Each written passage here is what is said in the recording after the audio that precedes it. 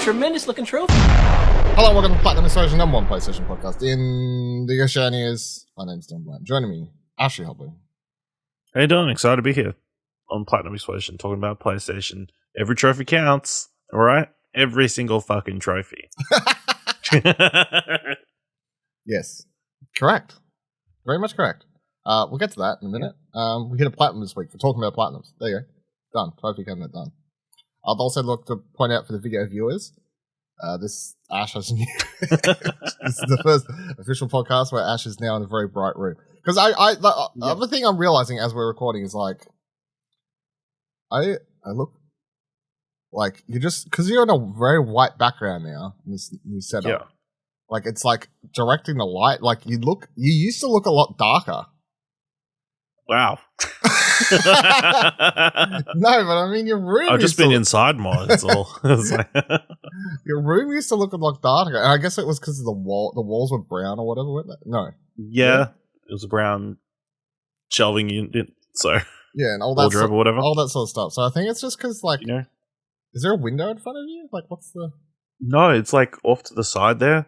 But I've been able to position this light better, so maybe that's helping. And there's literally a window above as well. So yeah, shocking how much your lighting game has improved. Yeah, it's impressive. Yeah. It is. Yeah.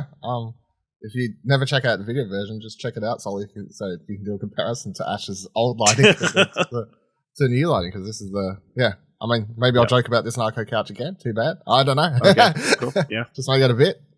I'm sure they're completely different audiences, so it's all good. It's fine. Some people don't. Yeah.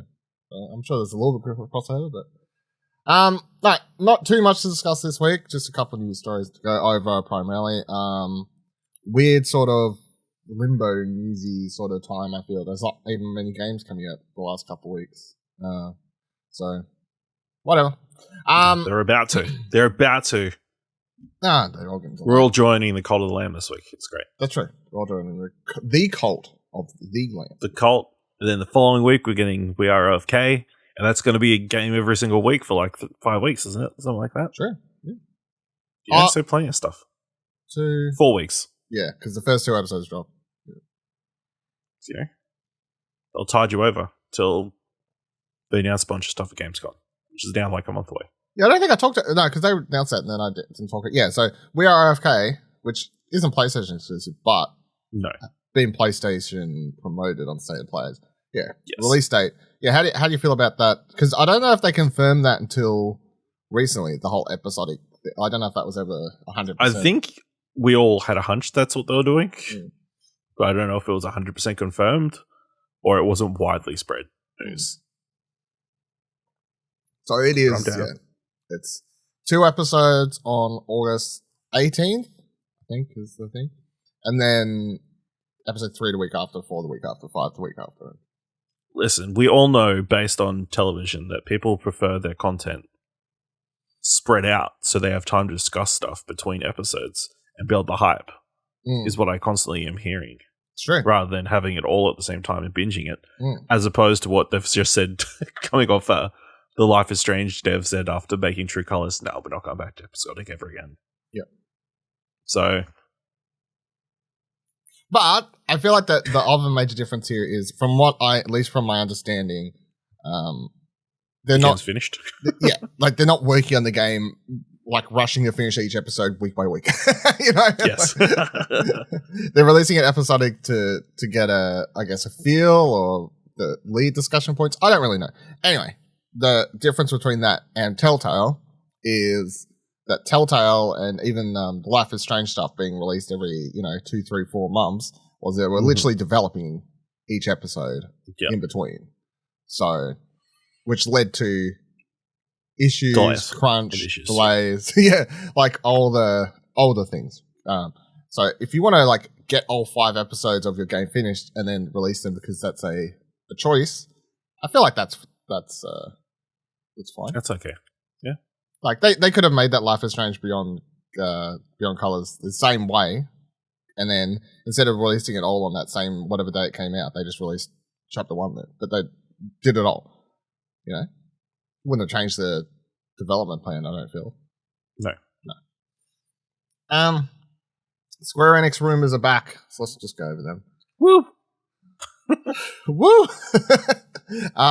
PlayStation Lifestyle.net writes, the chances for a Square Enix acquisition are rising, as Sony looks to be on the shortlist as a potential buyer. On a conference call, the developer revealed that it's looking to sell stakes in its studios, with David Gibson, a senior analyst at MST Financial, expecting that companies like Sony, Tencent, and Nexon are interested in a purchase.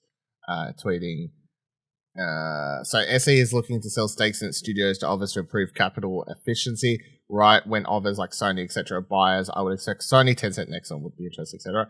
As suggested by Gibson in the tweet post above, Square Enix restructuring and diversification of studio capital is a way for the company to look more appealing to buyers. Early in the thread, he notes that the sale of Crystal Dynamics and Eidos Montreal was driven by concerns that the titles cannibalize sales of the rest of the group, at least in the words of Square Enix. To put this in context, Eidos Montreal founder Stefan Diastros revealed in an interview in late July that he, quote, heard rumors that Sony said they're really interested in Square Enix Tokyo, but not the rest, end quote. This would explain why his studio, along with Square Enix Montreal and Crystal Dynamics, was sold off in what Diastos describes as a quote-unquote garbage sale. This would fall in line with the earlier rumors from various insiders like Jeff Grubb of a Sony Square Enix acquisition, like a formal courtship. Square Enix is clearly making the appropriate financial moves to entice companies like Sony. The existing relationship between Square Enix and Sony not only makes the acquisition more believable, but also more likely when compared to Nexon and Tencent. The Final Fantasy VII Remake trilogy is still holding on as a PlayStation console exclusive, and Forspoken will be a timed exclusive deal that could last up to 2 years. Final Fantasy XVI, which is set to release in 2023, is also a PlayStation 5 exclusive. According to Square Enix, acquiring Square Enix would considerably bolster the PlayStation Plus catalog at all tiers as well, in competition with Xbox Game Pass. What do you make of all that? I mean, that's all what we've been hearing since they kind of sold Crystal Dynamics and all those other studios. Yeah, I mean, it makes sense for Sony. It would help with their PlayStation Plus catalog. I guess them both being Japanese studios, like all origins from Japan, makes sense on that side, and especially when Sony kind of has as many Japanese studios, especially with Japan studios kind of winding down in the last couple of years. It'd be good. I assume they'd be very on board getting like more Japanese teams back in the Sony fold. It's just obviously the only thing is like it's interesting that Square Enix is so closely tied with Nintendo as well. There's so many Nintendo exclusives. It's like, what would that look like, I guess, in the future? But yeah, if the deal went through, that'd be cool. I think it makes more sense than Tencent, and I don't know about Nexon, what they're doing, but Tencent was rumored to be circling Ubisoft, so which seems like would probably be a better fit with their ethos, you know, with all the weird mobile games and other stuff that Tencent tend to do. Yeah, it'd be good, but also not good because, you know, consolidation is not great. But of all the options, Sony seems like the best one, at least for gamers. Yeah. And PlayStation gamers, to be clear. Fuck them, Xbox. I was going to say, imagine a world where Sony's like, nah, like those weird, like, JRPGs that you've been putting out, like Octopath and whatever else, like Triangle Strategy. Yeah, you can just, the Switch can still have those. We'll just get them as well. Fuck Xbox. you know, like, they're like, we don't really care. Like, that's fine. But they're like, Nintendo's a Japanese company. They're cool. Xbox, America, boo.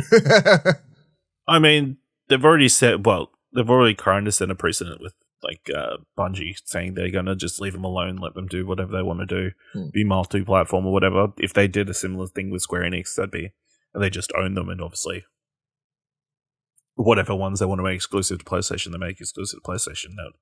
I'm sure it would be profitable for Sony. Yeah, I feel like if you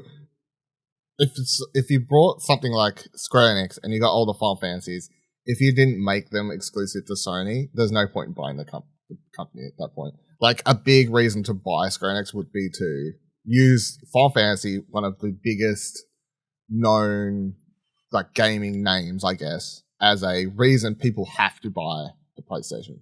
You know, it would be weird to put that elsewhere, but if they wanted to make deals on some of the smaller stuff to help, like stuff that they know deep down, like if you put like an Octopath Traveler exclusive to PlayStation and you go, would that really sell as much as if we let Nintendo have it as well and took a share of the profit? And the answer is, of course, no, it's going to sell more on Nintendo. It's going to sell more on the Switch, so let's just do it there. But if we make Final Fantasy 16 exclusive to PlayStation, is that better for us? I reckon. So, yeah. But yeah, everything is still the continued story. This is just sort of a the story sort of died off for a little bit there, or went quiet, I guess, and now we're back to all this discussion, and it all seems to be making the same sense. But so you've got these three companies eyeing them off. Sony can't afford to put the same amount of money that the other two can, though, which is the weird thing. And then you've got the whole Square Enix into NFTs thing now. Like, if Sony brought them, does that continue? Does that stop? Like, what's the go there? Well, I'll add this story later, but it actually makes sense to bring up now. So, PlayStation Lifestyle. Does Evo survey mean Sony's really considering PlayStation NFTs? Sony caught some flack a few weeks ago when it announced PlayStation Stars, a digital collectible program that sounded suspiciously like NFTs. I disagree, but anyway. However, the company confirmed that it wouldn't be using any blockchain tech with Stars and that they wouldn't be tradable. However, a survey question at Evo 2022 makes it seem like Sony or someone else has NFT ambitions elsewhere.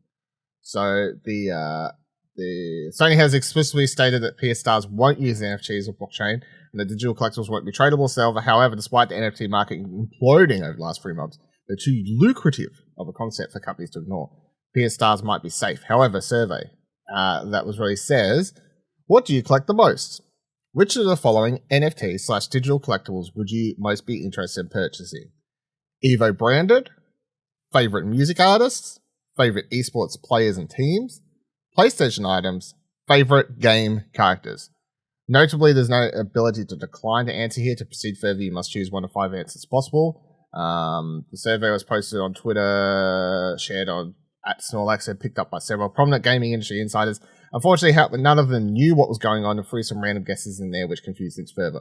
What we know right now is PlayStation Stars doesn't use NFTs. Either Sony or Evo, which is jointly owned by Endeavor, is conducting marketing research for purchasable NFTs/digital collectibles.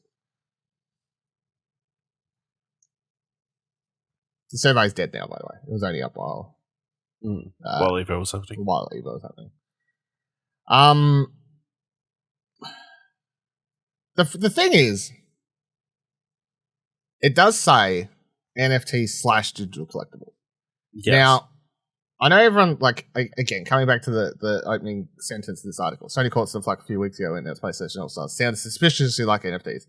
I said when we talked about that, I think everyone was losing their mind saying that the Stars program sounded like NFTs was off their marbles because it would just sound like a digital collectible thing to me, and not all digital collectibles are NFTs, because we've had digital collectibles in everything since digital was an option to collect things, if that, you know what I mean? Like, yes. Technically, if you were playing the Pokemon Game Boy game, card game.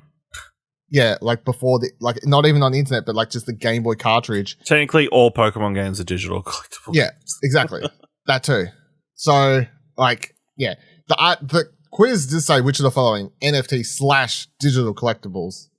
So, whether it's just that those 3, I guess 4 letters. Yeah. Now, why would you put them there? Yeah, I don't know. It's as simple as that. Why'd you put those there? Everyone's jumped down. You could have gotten away with it if you had have just said digital collectibles. Yeah, which are the following digital Even collectibles? if you were to like go do NFTs down the road. But yeah, this was dumb. Everyone jumped down PlayStation's throat for this. I don't feel like this is a PlayStation thing. I feel like this is definitely a survey company. Yeah, this is something that, so Evo still, although PlayStation bought Evo, Evo's still, as I mentioned, co-partnership owned, but of course Evo has its own brand and people running it and whatever. And I think someone at Evo paid a marketing company to conduct some research for them. And this is one of the questions that marketing research company. And I guarantee that next to no one like would have even looked, or like anyone at bigwigs at PlayStation would have even cared to look at what the survey is going to ask. Like that's not a thing that, you know what I mean? Like it's just not. Yeah. That's not how it works. Like. This is just a and look, at the end of the day, I don't begrudge a company for, I guess, if they want to survey their consumers to ask about interest in NFTs, because it is a. But you need to give an option there for people to say yes. No, that's the thing. There's no option on the survey for fuck NFTs. I don't want any of them. Yes, that's the only problem. The assumption that everyone would want. But I guess maybe that's why they were like / digital collectibles. Or maybe we'll just do digital collectibles. Maybe we'll do NFTs. Some people are like, what's the difference? I'm like, there is a very line where you cross like into NFTs. When you're paying $1 million to own someone's tweet when you don't actually own the tweet or whatever else, that's like when it's an NFT. A digital collectible is you paid $40 for a fucking Overwatch skin. You know what I mean? Like that's a digital collectible if you want it to be. Like you paid money for something, but you can't resell it, and it's not destroying the environment. So that's I guess like the correlated thing. There's plenty of digital things you can spend a lot of money on if you want. There's plenty of options, stuff that aren't NFTs. So I don't know. If anything will come of this, probably not. Who knows? Maybe. Who's to say? Just because the company does a survey doesn't actually mean anything ever comes of it. It's just companies do lots of marketing research all times throughout the year, all opportunities. They'll do marketing research. That is part of being a business. So, anyway, there's all your NFT talk for this week. Maybe. Right. PlayStation Lifestyle continuing writes this other article. Press X for Trophies is a new game that mocks PS Store shovelware. So I've seen this game get shared a lot. Tweets, screenshots, people getting riled up, angry. So they wrote, looking for a game with easy trophies? How about Press X for Trophies? That's actually the title of a new game that has appeared on the PlayStation Store. And from the looks of it, someone isn't happy about the shovelware that's been taking over their beloved online storefront lately and created a product description that mocks the sad state of affairs. As spotted by the lovely folks at Push Square, Press X for Trophies has been listed as an upcoming game, but doesn't actually look like it exists. The entire product page is a sight to behold. I gotta admit that I'm one of those who spend a few pennies. Yeah, you got nothing on me, pal. The trophy description says, so the developer is listed as Game Achievements Ltd. And it has a window of announce, which a lot of games do. Up until they have release date. But the description says, games are often made to be challenging. Well, at least they used to be. These days, things are a little easier. Press X for Trophies is a game made to help spread the word of how things should change and how the world of gaming is changing. It's slightly ironic, and the story is told through its trophy system. If this is a real game, and this is someone trolling the easy platinum thing, I'm going to assume the only way this is like a full-on troll is if the game's like really fucking hard. And you get like, it's nearly or if impossible. It's like impossible to get. It's impossible to get the trophies. That's how you troll. That's how you troll. If it is an easy platinum where you press X and they're making fun of the games, no, you're just part of it then. Right? You're not fighting your fight. What do you reckon? Fake or real? I reckon it's real. I mean, it's on the store, so like it's gone through. It's in the store. It's going to happen. They've had to pay money. Maybe they've marketed in a way that people, who are like they're riling up the people who are like, this is bad because it's easy platinum. But it actually just is, an easy platinum.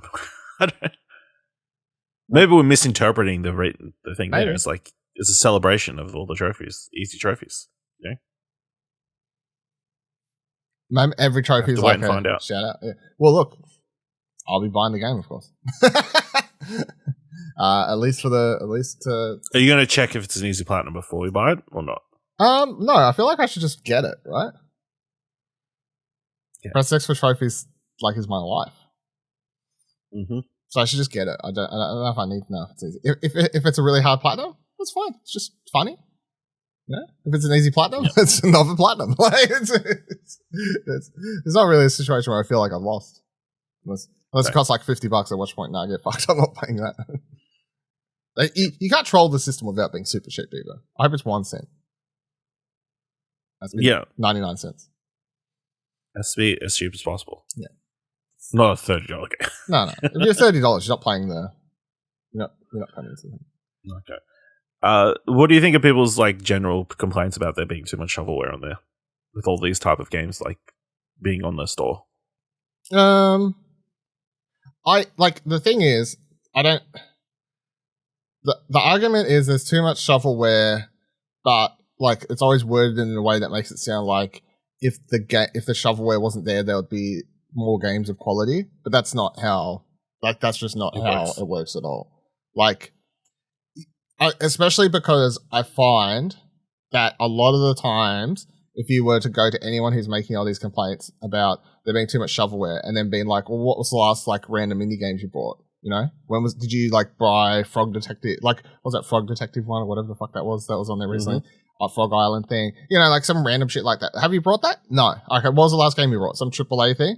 Okay, so you're not actually buying the potentially good games that are on here. You're just complaining about there being shitty platinums, even though you don't care about that, and it doesn't affect you at all. You know what I mean? Like, I just don't feel like it's just like it's not. It doesn't hurt anyone. Like, I get it to a degree, as I was saying the other week. Like, there's all these random games on your new releases screen that you don't know. Yeah. Oh no! What a tragedy! You have to go through another menu. Yeah. And the only thing that people would bring up is like, it makes it hard to discover the good games. There's not that many, really. Like, there's really not many good games. There's like a whole entire sites dedicated to telling you where the good games are. I mean, you know, check out OpenCritic, check out Metacritic, check out explosionafter.com. Yeah, there's your three. Those are the three top 3 lists. Yeah, like, and look, if especially if you're someone who listens to like a podcast like this, you're very much in the system where you should know like what this week we're like Cold Lamb's out this week. Okay, well buy fucking Cold Lamb. Like, I have no idea if it's good or not yet. I'm not playing it. We have someone reviewing it, but like I have no idea, so I can just say that. I'm sure it's going to be good. Yeah, I assume it's going to be good. Based on everything we know, we assume it's going to be good. So we're saying buy Cold Lamb. But if you're like not going to buy Cold Lamb and then just sit there and complain about fucking shovelware, then just shut the fuck up. Like, you know, like you're not buying anything. So I don't feel like I don't feel like if you're not buying anything, you just don't get an opinion. Yep. Like, what are you complaining about? We need an every trophy counts shirt stat, you know. Yeah, because this is the thing, and I said this is what I was saying last week. Because there's every week I'm seeing more people talking about these trophies. I get it. If you're someone who's like, man, there's just a little bit too many of these Press X Turbo trophy games, or whatever. You know, it's like 80 of them now, whatever the number is. I get it. Like, there is a ridiculous number. How will we ever stop them? But at the end of the day, I'll keep buying them. I don't know who it hurts. Like, I don't. Like, the only, as we were saying last week, there's 2 types of people who complain about this. A, the people we're talking about now who are like, oh, shovelware, like, ruins all the other games. Well, you're not buying them anyway, so fuck you. And then B, the other people are trophy hunters who don't want to participate. And at the end of the day, if you, like, that's fine. Like, because if you just want to be like, if you only want to play, quote-unquote, real games, and get the real platinums, that's fine. Just do you, boo. You know, like, it's like, no one playing these games affects you. And I'm sorry, but you should come to hashtag Every Trophy Counts Island and fucking get aboard the thing. Like, who, like, unless you had to come out and be like, Dylan, every dollar that you give into this company has gone towards some like fucking evil just corporation, human trafficking. I'll be like, fuck, I'm stopping. Right, you're right. Not every trophy counts except for the ones going towards human trafficking. All right, you're right. I will stop. But until like that's the thing, I'm like, what the fuck does it matter? Like, fucking hell, it really doesn't. There's 2. Yeah. Anyway. Yeah. Yeah, I got no other thought. Do you have any other thoughts? No, it's interesting. Like, this game is the one that's been getting all the traction, and purely because of it's because of the name. title and everything. Yeah, it's because of the title. It's super smart. Yeah. I'll give them that. Very clever. Mm. But yeah, it's getting a lot more traction, and it's like bringing up that discussion in the last couple of days. Like Brian from PS4 trophies, PS5 trophies, yeah. whatever his YouTube is now. Yeah, he's been complaining about. Pretty upset about it. And which that's fine. He can have his opinion. I don't care. Like if he wants to. Like, if again, he's someone who wants a standard held to games that are able to get platinums, but he was also part of a group of people alongside Greg Miller asking for games like Gone Home to get platinums. Okay, so the argument was, no, more games should be able to get platinums. And now that the window is broke open and more games have platinums, it's like, nah, but not them. It's like, okay, well, you open the floodgates and now... Yep. Here we are. Yeah? Here's what it is. I don't know how to say it. It's fine. I just keep your little sanctuary of good platinums. I don't know. Yeah. And there's a line too, because he'll play a lot of shitty platinums, but not the really shitty ones. You know what I mean? Like, he'll be like, this game that takes like half an hour to an hour, or like a kid's game, that's fine. The 5-minute, 2-minute ones, that's not okay. I'm like, well, like, they're both shitty platinums. Like, at the end of the day, they're all shitty platinums. Like, there's anyone looking at them is going to go, that game's a shitty platinum, and that game's a shitty platinum. And they'll be like, well, that one took 2 minutes, that one took an hour. I don't really care. They're both shitty platinums, so who fucking... Yep. It's not shitty and shittier. So. Still shit. Still shit. They're both shit platinums. And I'm well aware and I own that. I've got a bunch of shitty platinums. But every trophy fucking counts. I don't fucking know how many times I need to say it, man. Oh my God. All right. Last story of the week comes out of Evo. Two stories. I got two stories. Sorry. Evo happened. Tekken 8 seemingly teased, right, to Push Square. We all know it's coming. But we weren't sure if Tekken 8 would be announced at Evo 2022. As it turns out, we think that the long room title has officially been teased after the Tekken 7 Grand Finals. Bandai Namco unveiled a balance update trailer that ends with Kazuya's original Tekken ending, in which he drops his father, Hayahachi? Is that how you say it? I've never had to say some of these character names out loud. Off a cliff. And then it cuts to a much, much, much better Kazuya model. And text that reads, "Get ready," appears. Tekken 8, baby. What's more, it would seem as though Tekken 8 could be fully revealed at the Game Awards 2022. The event's official Twitter account posted this the second that the Tekken trailer ended. So I'm going to say Tekken 8 is definitely 100% a thing. That'd be really weird. It's really weird that the Game Awards account tweeted it out with the screenshot of the model and everything like that. So, PS5 exclusive, presumably, of course. Tekken 7. When did Tekken 7 come out? Like years ago. I couldn't feel like it's been out forever. Let me just do a quick bit. I feel like it's been a while. Fuck. No, that's print, not search Google. I don't even have print. 2015. There you go, 2015. Fucking hell, that's actually older than I thought. I was going to say like 17 or something. But... Whew. Okay. No, 2017 on console, 2015 in arcades. Yeah, okay. Crazy. So yeah, definitely we are well in need of a new Tekken game. Do you do you care about Tekken at all? No? I do not care about Tekken, but it's cool that this trailer came out. Obviously, it's interesting they used the same meme as they used in Smash when they released the Tekken characters in that. They had the him dropping the father off the cliff. Mm. They had him dropping Kirby off the cliff and floating away. I mean, Tekken did it first because like Tekken 1 came out in 1997.